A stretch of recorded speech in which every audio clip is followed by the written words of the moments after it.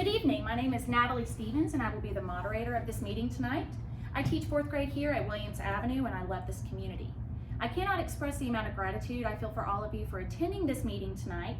I know from a parent's perspective how important time is, so you choosing to take the time to attend this meeting and express your concerns means so much to myself as well as the staff at Williams Avenue. So I would first like to thank D&B Hoovers for allowing us to host this meeting at the DeKalb County Fairgrounds. I would also like to thank the volunteers who set up tonight's event. They worked tirelessly to arrange seating to meet the guidelines of social distancing due to COVID-19, and they made these fairgrounds look like the Plaza Hotel. I would also like to thank the Blue Jug Company for donating 30 cases of water for tonight's event.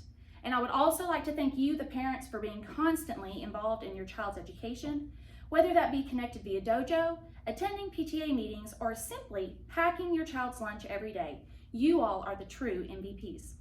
So, the purpose of tonight's meeting, friends, is I believe that I speak for all of us, that we share a common interest, the safety and achievement of all of our children. The purpose of this meeting is to discuss the issue of Hispanic and Latino students being fearful to participate in class due to underlying social conditions.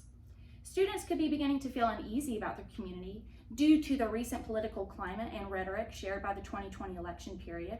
And I believe that there are simplistic ways to go about this issue that we can discuss to fix and help our community with the help of our school board leaders as well as our state leaders. I believe offering Latino students scholarships based on their cultural background could raise their interest in furthering their education and making a real change in their community. So before we get started with this meeting tonight, I would first like to share with you our planned agenda for this evening. First, we will introduce the panelists and explain their role in our community and in our schools, and this will take approximately 10 minutes. Each panelist will have about 2 minutes to speak on each pre-selected question asked from you, our parents. This meeting should not take more than 30 minutes if things go to plan. If you would like to stay after the meeting to ask more questions, visit with friends, or meet the staff of Williams Avenue, please feel free. Now, to introduce our panel, first we have Jennifer List. Ms. List is the principal here at Williams Avenue.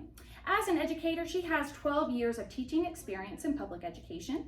She has taught special education in the general classroom, inclusion, and resource classroom settings at Fort Payne Middle School and at Fort Payne High School prior to getting her master's degree in educational leadership at the University of Alabama.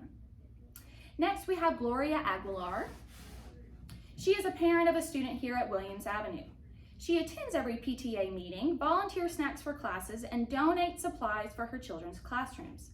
Gloria agreed to be a panelist due to the growing concern her child feels in the classroom environment after this year's election and the way that some of his or her classmates may feel about her culture.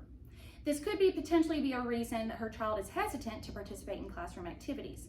She doesn't want their friendships or classroom relationships to be tarnished by these views.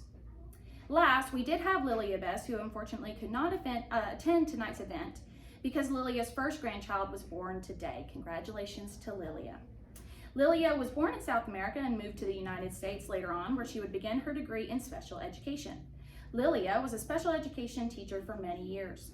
Her love for education lies very deep. Lilia has been an asset to our children's success in education and continues to help these children thrive in the classroom. Our special guest tonight, Mr. Jim Cunningham, was not able to make it tonight due to a potential exposure to COVID-19. So he is currently in quarantine. He sends his deepest regards for this meeting. However, Mr. Jim Cunningham has been employed in the Fort Payne City School System as a principal in every school in Fort Payne for 30 years and has been our superintendent for 18 of those years. He has also been nominated for the Superintendent of the Year award in 2021. Mr. Cunningham believes in the saying that it takes a village to raise a child. He is Fort Payne City Schools' #1 fan always. So, panel. It seems that the heart of our concern with our town, which led us to this meeting, is that there is a very low number of Latino students participating in class. The issue may be lying further beneath than we realize. I wrote a letter to Mr. Cardona, who is the United States Secretary of Education, discussing these concerns in hopes of sparking some change for our town and potentially other towns around the nation who may be facing the same issue. I also mentioned that our stakeholders were extremely interested in investing in scholarships for Latino students for their GPAs, bilingualism, and how much they support their families financially. The process of these scholarships could begin as early as this December. I mentioned that our Latino students have every right to be in the classroom as their white counterparts and that they should not be fearful to give their input during a lesson. The lack of behavior of these students shows more than we think. There are certain layers to these children that have yet to be discovered as to why they choose not to participate and show their excellence.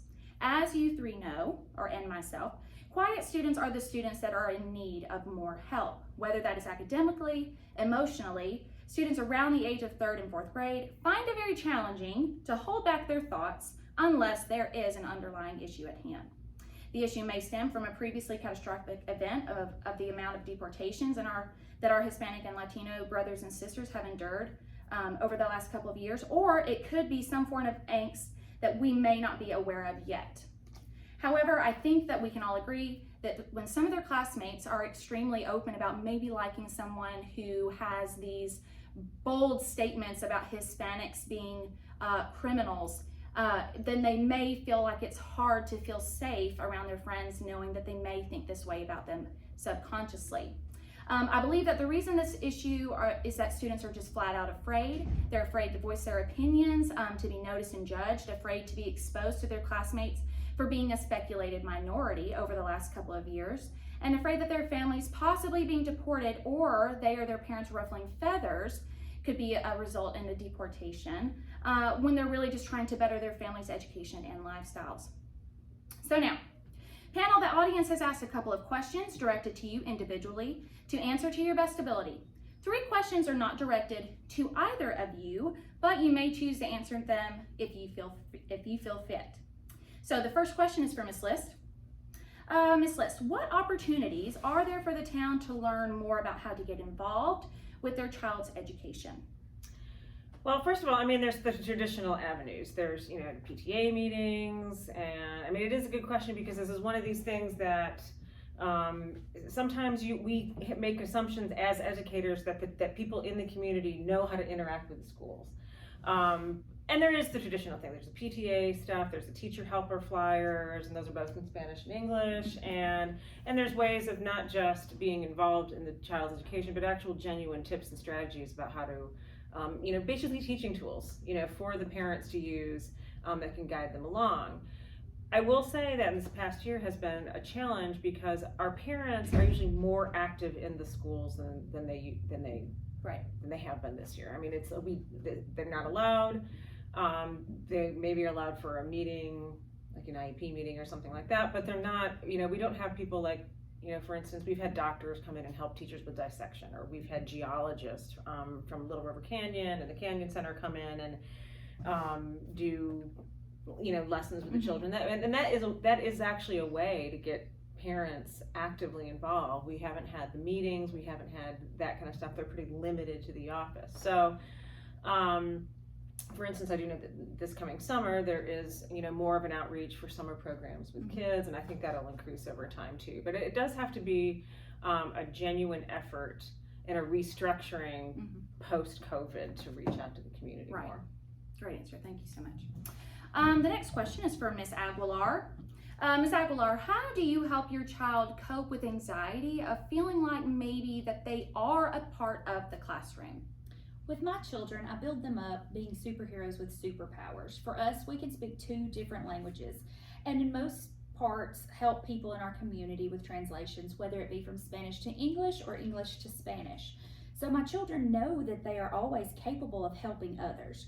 I do make sure my children know that no matter what the circumstances are, they are incredible students with incredible knowledge and talents that can help their peers when they least expect it.